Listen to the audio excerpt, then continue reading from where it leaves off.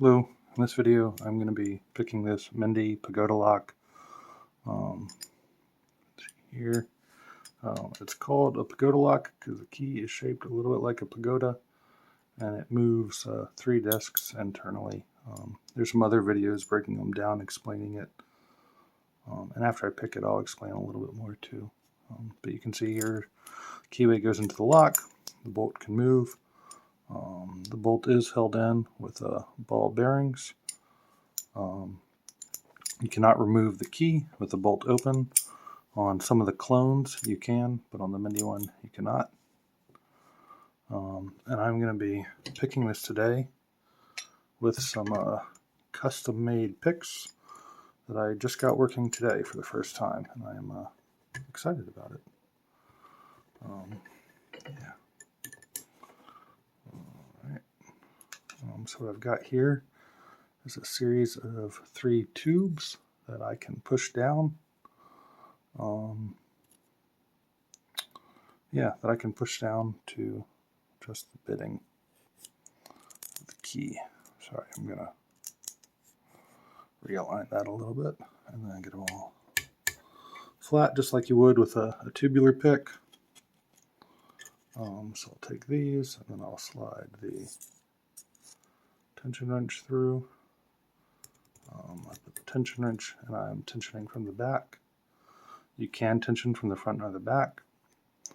And then I can slide these tubes down through the keyway into the lock.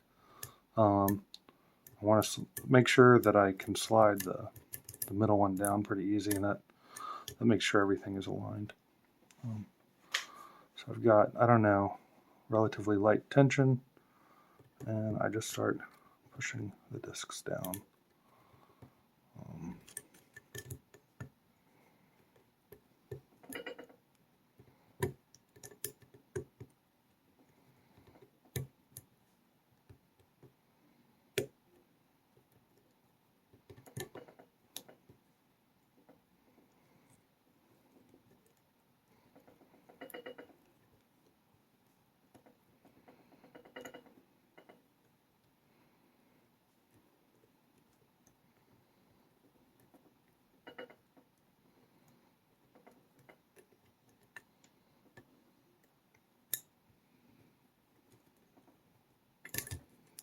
Something got stuck there.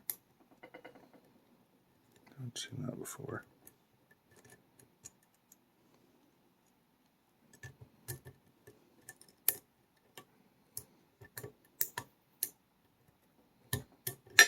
There we go. Nice. Loosen that up. Let's see, it's there. Close it again. Locked. I'm going to do that one more time, just so you can get an idea of the time. And then after that, I will I'll explain how I made the picks if you're interested. If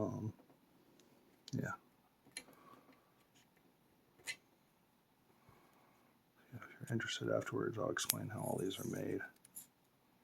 I was pretty excited when it was working. I have picked it by hand with picks once, but it took a whole lot longer. So having this, I think, is a big help.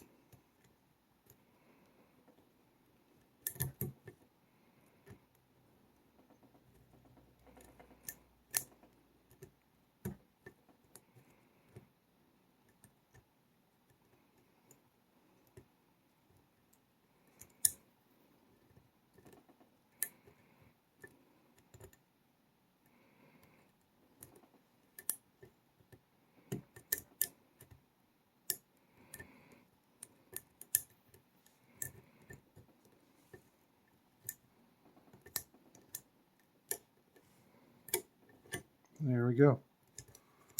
Got that open again. All right, so now I'm going to go through and show you how I made the picks if you're interested. So what these are is a series of tubes that interact with the discs inside the lock. Inside this lock there are 3 discs that look like this that have narrowing sizes for the inner diameters. So what you need if you want to make a tool to pick it is a series of tubes that'll slide through the keyway, hit the first disc, slide through the first disc, hit the second, slide through the second, hit the third. You can pick it by hand, but what happens is these tend to like teeter-totter the way down. So it makes it really hard to pick going back and forth, pushing the left side, pushing the right. They tend to get jammed, and it's really hard to, like, the first and second disc are pressed right against each other, so it's hard to get the second disc without hitting the first. It's just a pain. So having tubes to push them down flatly is just going to make it a lot easier. If you can look on the inside there, there's actually pretty big grooves for the gates for these to rotate in. That leads me to believe that there's not actually that many combinations, just based on the way the lock works, as far as, like, every time you push one disc down, there's limited combinations for the remaining ones with large gaps. I don't think there's that many combinations. I think it should be a relatively easy pick, except that moving these wafers down is a pain in the butt. So that's why the tubing is handy. My first attempt with the tubing was to 3D print it. That was technically it did work once, but I think it was more of a fluke, and the plastic was really damaged. And I was not enthused about it. I wasn't confident enough to print again and try it again. I didn't think it was a working path for me. People with more experience 3D printing might decide that, they have some tricks that make it work better. But I wasn't really excited about it. Then I asked some people at my work what they thought I should do, because we have a sort of makerspace forge at my job. And I was like, well, maybe I need to get a lathe and cut it out of metal, like a block of metal. And the first thing they suggested was this metal tubing.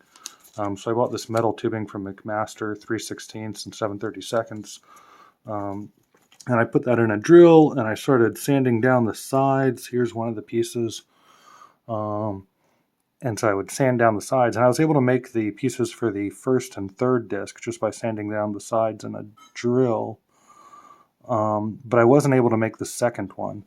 To make the second one, I needed to file out the inside of the larger pipe, and I couldn't do it. If I tried to use sandpaper on the inside, it got torn up. I couldn't get the sandpaper all the way down in there.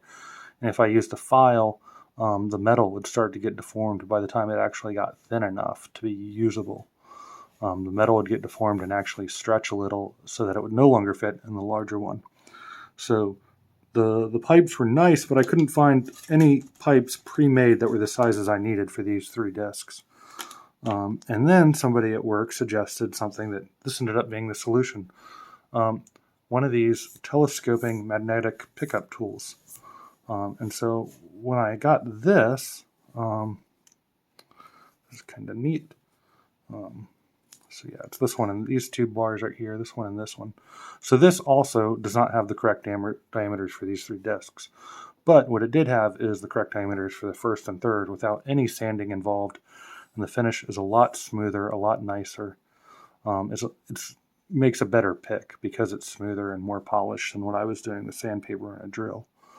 So that gives me the first and third disc just by taking this apart. And it's a lot quicker to take this apart than it is to sand down the pipes.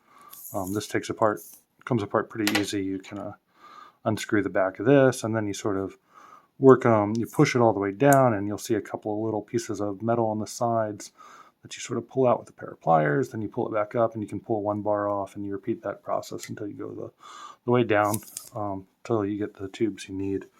And I don't know what to do with the rest of the tubes. Maybe they work as plug followers in certain locks. Maybe they become a wind chime. Not sure. So anyways, once you get those, how do you make the middle disc, or the tube for the middle disc? And that's what I ended up coming up with here. You can see it's still pretty tough, pretty sturdy.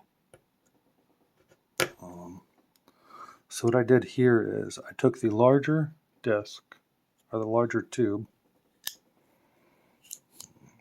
right here, and I cut a slit down the side to sort of open it up and loosen it a little bit. But I kept it at the end so that it constrains it, so that it still makes sure to hit this disc and to keep the tube inside of it constrained to hit the second disc. So I didn't cut all the way down the side. but just partial. And then for the actual middle tube, I take this same outer tube, and I cut all the way down it so that it can shrink up and fit between the two. I take a pretty good amount out of here. I don't know if you can see that, if it's getting in focus or not. So I do that with a Dremel. I just cut down the side with a Dremel, and then I put like a aluminum brush in the Dremel to clean up the edges on it. And yeah, that's how I finally got it working. I don't think that this is like a perfect solution as is, because it's still really hard to push these discs. And if you like did something like oversetting it, you basically have to pull this whole thing out, and to get a good enough grip to pull this middle tube backwards. You can push it forwards with your fingernails, fair enough, but to pull it back outwards, you might as well just pull it out. So if you overset it, you got to restart. So I think that you could do something like taking the handles for padlock shims and JB welding them to this. I'm not sure what other... I think that's the best idea I've had for handles so far for them, but there might be other ways. And there could, it would still be nice to find 3 pipes that are just the exact right diameter. There may be places that are willing to mill that for you that, I don't know, it's not super long pieces, so maybe it doesn't cost that much to get them made. I don't know, but I was super happy to to find out that this could work. And so I think you can get a 4-pack of these for, I think they're $10 on Amazon for something like a 4-pack. It's definitely a very affordable price for making a custom pick, I think. And you could make multiple ones. So you can make all of these from one of them. So you could make 4 sets if you want. For the tension wrench, I didn't have any tension wrenches that were quite long enough to fit through this whole tube and twist. So this is just a windshield wiper blade that I cut the end off and bent 90 degrees. So yeah, I don't know. I was pretty excited about it. And I've been messing with it for about a week and a half, maybe 2 weeks after work. So, here and there messing with it. But it's very cool to see it working now. So anyways, thanks for watching.